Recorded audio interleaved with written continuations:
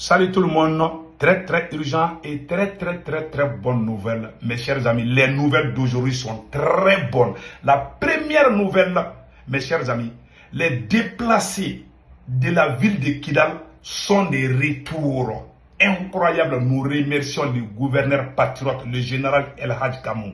Nous remercions les autorités de la transition du Mali, en tête le président patriote Assimi Goïta. Nous remercions vraiment les autorités maliennes. Beaucoup de déplacés sont de retour à Kidal. Et beaucoup de déplacés sont de retour au Burkina Faso. Et beaucoup de déplacés sont de retour au Niger.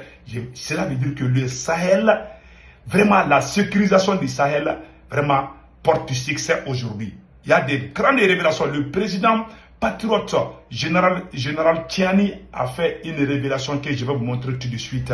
Mes chers amis, les nouvelles d'aujourd'hui sont très bonnes. Et le président Assimi Goïta vient de fêter la pose de la première brique, la première pierre pour la construction d'une usine de plus de 22 milliards de francs CFA dans la région de Kita. Et il y a une localité qui s'appelle Kokofata à Kita. Le président Assimi Goïta a un projet de 100 usines pour le Mali et plus de 100 camps militaires pour tout le Mali. Le nord seulement 50 camps militaires. Vraiment la paix revient. Même la ville de Tombouctou, il y a même des festivals qui se déroulent dans la ville de Tombouctou. Vraiment pour montrer que la paix revient au Mali. Mes chers amis, avant d'aller avec les nouvelles, je vous prie de venir vous abonner sur ma chaîne YouTube qui s'appelle Sibou Toungara des politologues. Sur le profil, je porte un képi blanc et un t-shirt blanc. Mes chers amis, quand vous voulez vous abonner, à votre droite, c'est écrit s'abonner en noir, une écriture noire ou rouge. Une fois que vous cliquez sur ça, s'abonner ou subscribe, en anglais c'est subscribe, vous êtes déjà abonné. Pour ne pas rater mes vidéos, cliquez sur la photo de la cloche de notification. Sur ma chaîne YouTube, j'ai fait des vidéos en français et en Bambara Djoula. Donc, s'il vous plaît, venez vous abonner. L'information à temps est réel. Allons-y avec la première nouvelle. Pose la première, voilà, je m'excuse, les déplacés sont des retours à Kidal. Mes chers amis, voici la vidéo que je vais vous montrer tout de suite. La population de Kidal revient petit à petit. Donc, on va vous montrer ça tout de suite. Et regardons.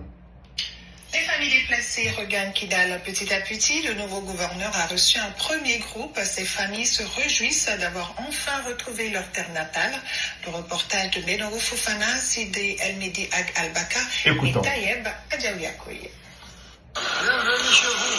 Bienvenue chez vous. L'appel des autorités de la transition a été attendu par les réfugiés ou autres déplacés qui avaient quitté la ville de Kidal par peur.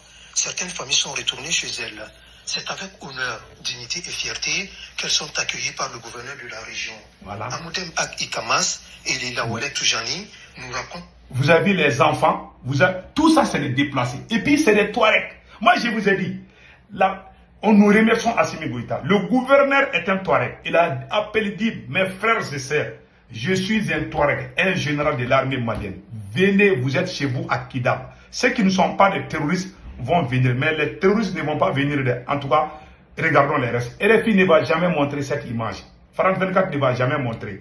Parce que leur objectif, ils ont montré Iyad Agali. C'était parce que le projet de faire revenir les déplacés gênait la France. Parce que la France est à la base de tous les problèmes d'insécurité au Sahel. Donc, puisque le Mali a chassé la France, le Mali, le Burkina, le Niger sont en train d'appeler les déplacés de revenir. Voilà la France qui n'arrive pas à digérer. Elle fait sortir Iyad Agali pour dire les attaques vont commencer bientôt. Iyad Agali va commencer. C'est une façon de saboter les retours des déplacés pour leur faire peur, pour faire croire aux Maliens, il ne faut pas revenir à Kidal, il y a l'insécurité, il ne faut pas revenir. Ils sont en train de faire des intox. Ils sont en train de montrer, c'est-à-dire que des choses qui sont contre la paix. Donc, regardons ce qui se passe à Kidal. La motivation de leur retour. Je n'ai pas peur de revenir à Kidal, c'est chez moi, je suis venu sans problème et je ne pense pas que j'aurai de problème ici.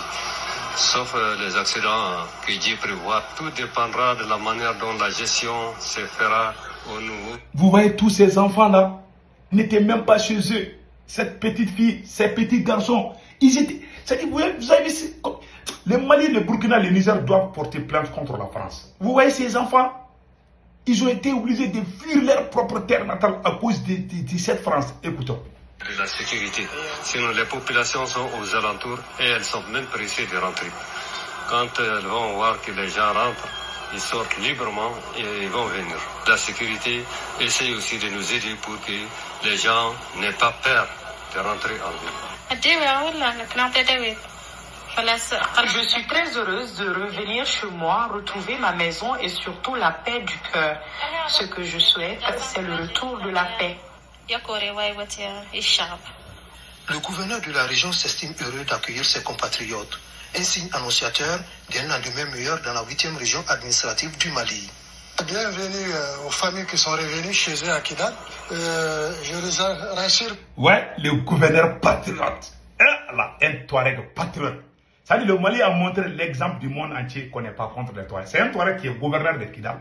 Et il appelle. Et tout le monde est en train de venir. Les gens sont même pressés. Je vous dis ça aujourd'hui, lundi 18 décembre 2023. Écoutons. Vous voyez, le gouverneur El Hadj Gamou avec un bébé. Et écoutons les restes. Toutes les dispositions seront prises pour la sécurité de tous ceux qui reviennent à Kidal, dans la ville de Kidal. Donc, je renouvelle aussi l'appel à tous ceux qui ne sont pas encore là de revenir chez eux.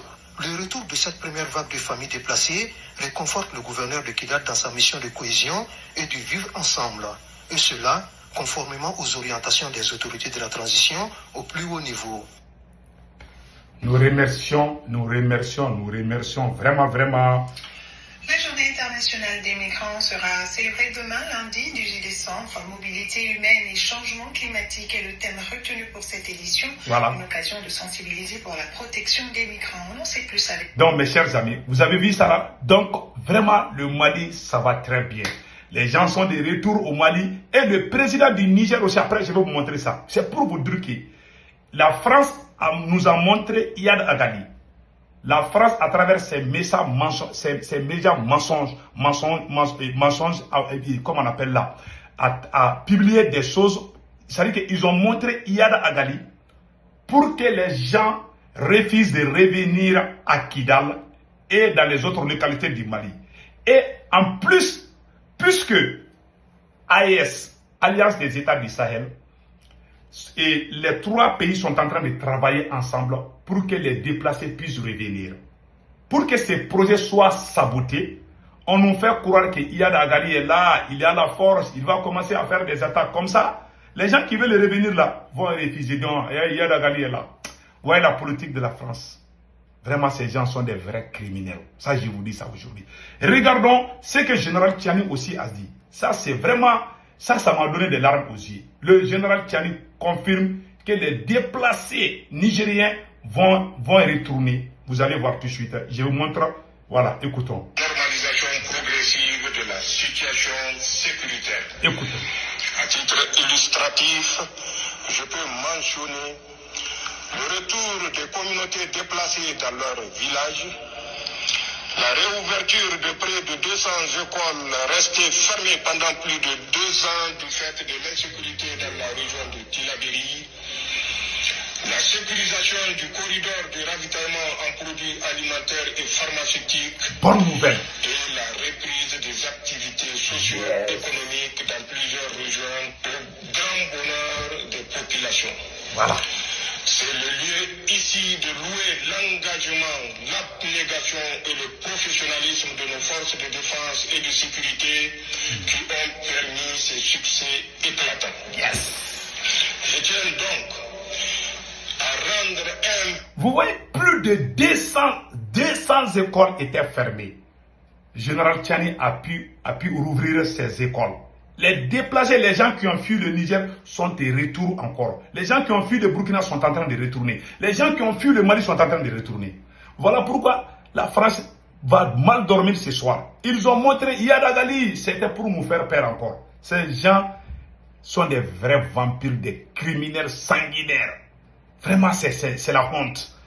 Pour faire peur les gens de ne pas retourner, ils montrent Iyad Agali. Voilà des choses comme ça. Hein.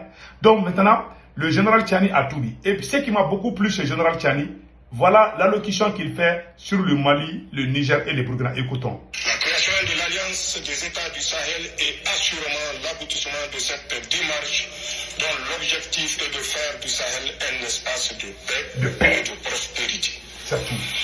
Notre nouvelle organisation travaillera dans le seul intérêt des Sahéliens et pour une Afrique libre et...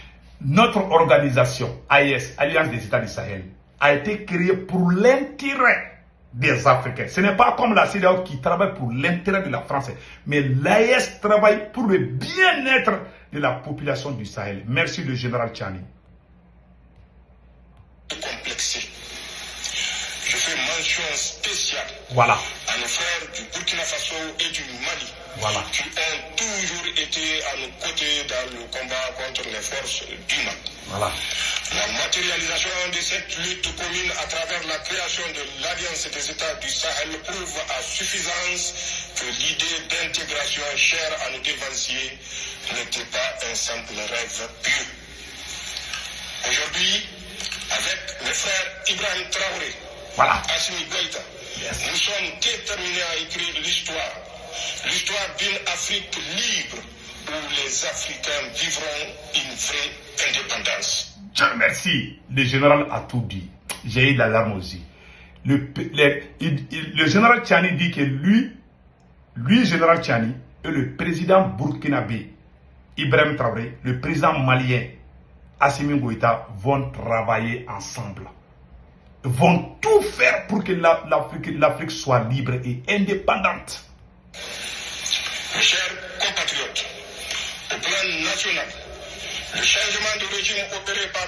Donc vraiment, nous remercions le général Tchani vraiment pour cette déclaration. Maintenant, vous avez tous vu, les choses bougent maintenant. Des nouvelles usines, des projets, des gros projets. Bien, je vous dis, il y a tellement de ressources. Une fois que la stabilité revient, je vous garantis, ces trois pays-là seront comme l'Eldorado. Les Européens vont prendre les visas pour venir au Burkina, au Nigeria et au Mali. Ça, je vous garantis ça aujourd'hui. Les choses bougent et nous disons bonne chance à nos chefs d'État, à nos présidents.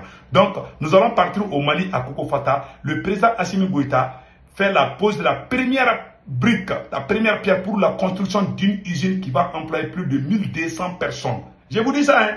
Donc, écoutons cela. Je vous dis, il y a des projets. Le Burkina va construire des centaines d'usines.